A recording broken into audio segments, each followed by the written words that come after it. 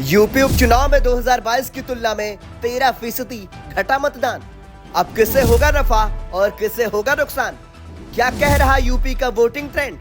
उत्तर प्रदेश की 9 विधानसभा सीटों पर 90 उम्मीदवारों की किस्मत ईवीएम मशीन में कैद हो चुकी है। पश्चिमी यूपी से लेकर अवध और पूर्वांचल की 9 सीटों पर हुए मतदान के परिणाम 23 नवंबर को सामने आएंगे। आपको बता दें कि 9 सीटों पर हुए उपचुनाव में 49.3% मतदान हुआ है, जबकि साल 2022 में 9 सीटों पर 62.14% मतदान हुआ था।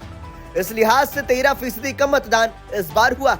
वोटिंग कम होने की एक बड़ी वजह कई जगह पर बवाल और पुलिस प्रशासन की सख्ती मानी जा रही है। सपा लगातार बीजेपी और पुलिस प्रशासन पर बेईमानी का आरोप लगाती रही, लेकिन कम वोटिंग ने सियासी दलों की टेंशन बढ़ा दी है।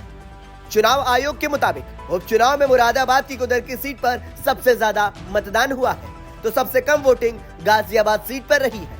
मीरापुर सीट पर 57.1%, कुंदरकी में 57.7%, गाजियाबाद में 33.3%, खैर में 46.3%, करहल में 54.1%, सीसामऊ में 49.1%, फूलपुर में 43.4%, कटहरी में 56.9% और मछुआ में 50.4% मतदान हुआ है।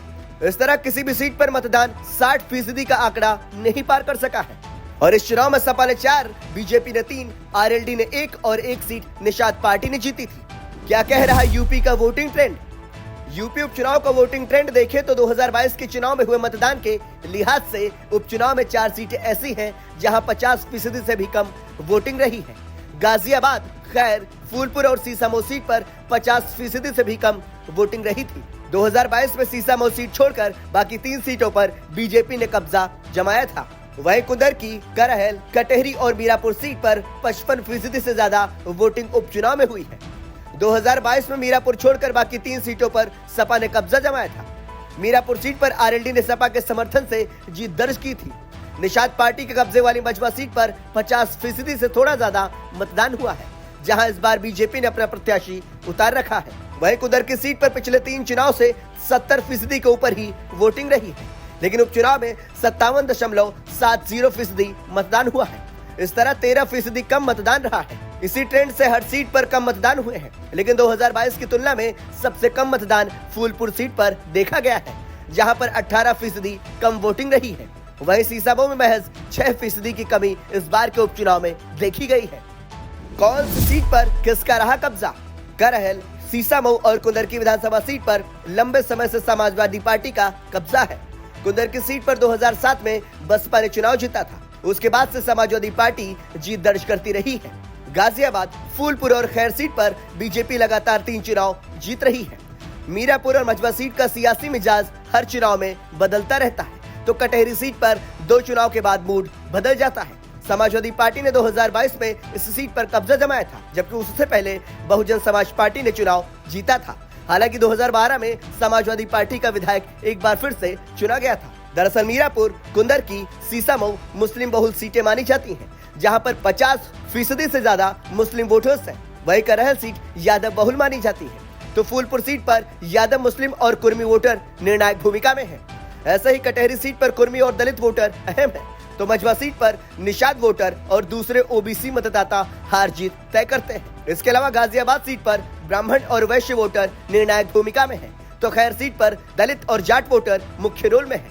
ऐसे में सियासी समीकरण पर ही उपचुनाव की नैया पार होती नजर आ रही है। क्या है एग्जिट पोल का अनुमान?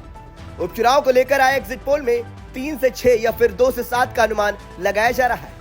इसका मतलब यह है कि 3 सीटें समाजवादी पार्टी और 6 सीटें बीजेपी गठबंधन जीत सकती है, या फिर 2 सीटें समाजवादी पार्टी और 7 सीटें बीजेपी गठबंधन के खाते में जाती दिख रही हैं। साल 2022 में 9 सीटों में से समाजवादी पार्टी ने 4 और बीजेपी ने 3 सीटें जीती थी। इसके अलावा आरएलडी और निषाद पार्टी के खाते में 1-1 सीटें गई थी।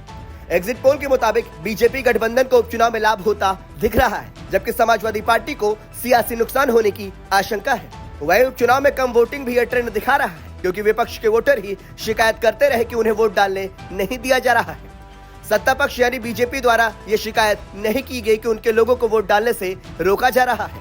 प्रशासन की नाकेबंदी और सख्ती भी ज्यादातर मुस्लिम इलाकों में देखी गई, जिसके चलते उनका मतदान कम रहा है।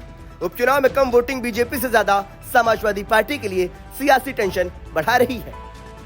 Bureau report, संदेशवाहक।